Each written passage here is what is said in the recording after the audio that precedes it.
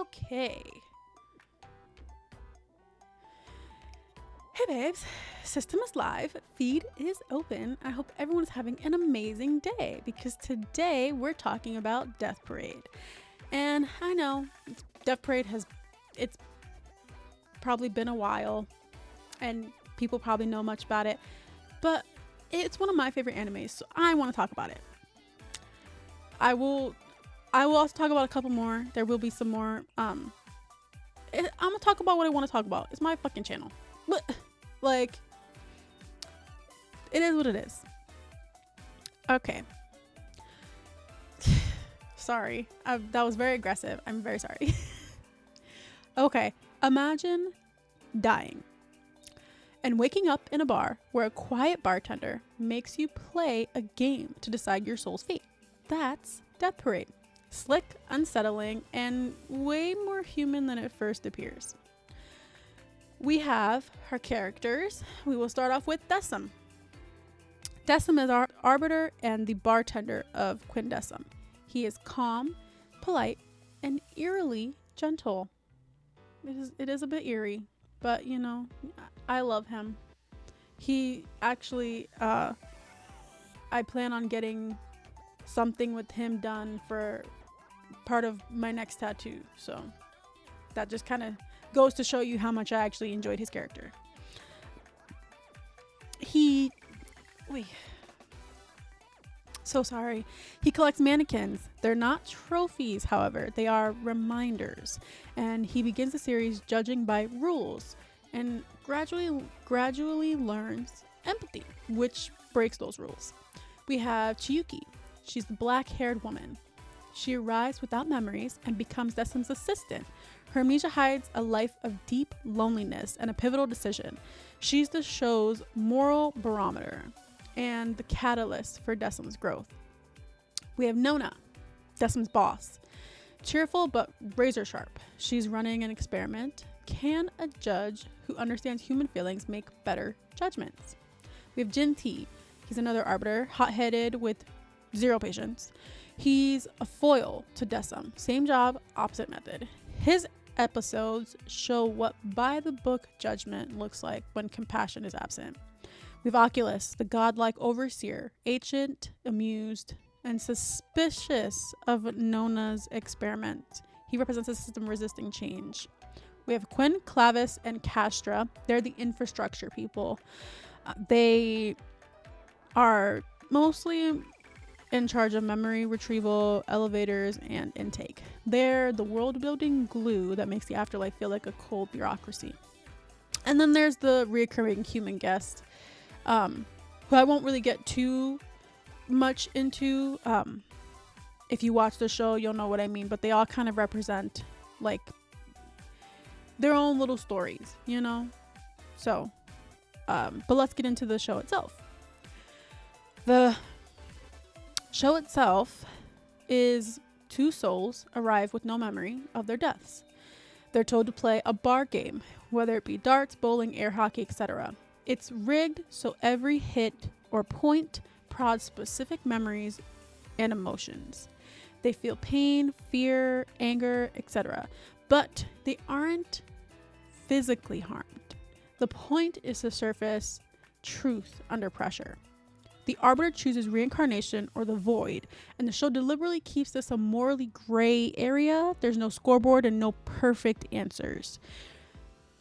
We have parallel judgment styles from Decim, who evolves from the rule follower to a compassionate judge, and then we have Jinti, who's punitive. His handling of Mayu, she's the fangirl in the show, is infamous. He tests her love in a cruel and stacked way, and her choice exposes more about Jinti's rigidity more than her morality. So you can kind of see why I kind of like the show and the points that it tries to make. The show kind of starts off as an anthology, and it kind of pivots to a more serialized like generality as the show continues. So in the early episodes, you have basically case of the week kind of set up. Each pair's secrets are spilled. We learn how the game triggers the confession, cruelty or mercy, and then we move into the middle of the series and we start to ask if the games are fair. Are panic-cornered decisions a real measure of a life? We go later into the series and we have a shift. It's no longer basically case studies where people are dropped into the bar and we go based off of them. Now we're going into Decim and Chiyuki, and Nona's experiment is revealed. She placed Chiyuki, who happens to be a human, with Decim, our arbiter, to see if a judge with empathy makes better judgment. Chiyuki's backstory is the emotional spine that kind of helps with Decim's character development. She was a figure skater who lost purpose after an injury and spiraled into isolation. She died and that context kind of reframes her earlier scenes, her tenderness with the guest, and her discomfort with snap judgments.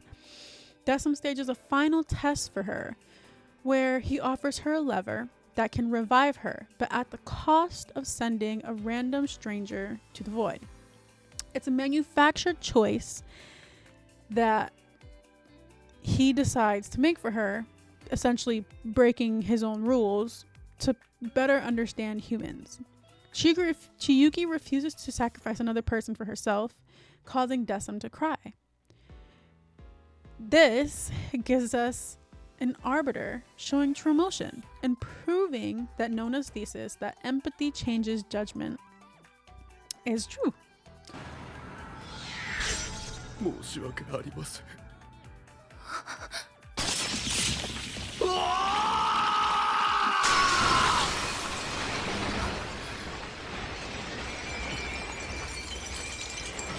これが悲しみなんですね。私はただあなたのことが知りたくて、理解したくて、本当にごめんなさい。こんなやり方しか私にはできない。私は最低者なのです。In the end, we have Chiyuki finally being able to move on, and reincarnation is implied, and Decim, who continues to judge. However, having dealt with Chiyuki, he's now changed. Nona gets away with pushing the system for now, and Oculus remains weary. However, the world doesn't reset, it just evolves a bit. So, what I liked. I think the show was very well written. For me, I think Death Parade is a 9 out of 10 daggers. It's absolutely blue-proofed. It's striking direction, sticky themes, and it has a finale that earns its tears. And yes, I did cry, because how the fuck could you not? It was meant to make you feel something. That was the whole point of that show, and it did what it was supposed to do. The show's argument for empathy lands hard. Yeah, sorry, this is what I meant about the glitchiness of the arms, so bear with me. The show's empathy lands hard. I love the show immensely. I loved how it really questioned judgment and empathy. I'm an empath, so the show resonated with me heavily. And Decim was my all-time favorite character. Watching character growth from someone who wasn't sure if he could really trust what he was getting from humans, to seeing how empathy was able to shift him to having a better understanding of why people might make the decisions they make. It's just such a cool thing to be able to witness. Like, people who write really do take into consideration what other people might get from seeing stuff like this, and that's what I really enjoyed about it. Due to Chiyuki's addition, it kind of hit home more. I think it was just kind of having that other person be that anchor for him to be able to basically build off of. She was the reason why he grew as a character. So that was also like a really cool addition too. I honestly couldn't have loved the show more. Like, it really was one of my favorite shows.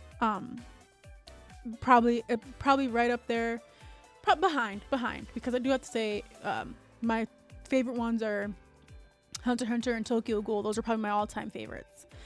But this one was it's a very close third, at least in the running for now. So I do have to say I really liked it. So yeah, but I want to know from you guys, if your own death game had to expose one hidden truth about you, what do you think would come out? And did Decim judge better after he learned to feel, or do feelings make you more biased? Which case hit hardest for you, and why? And was Nona right to break the rules? For now, let's cut the feed, babes, because my work here is done.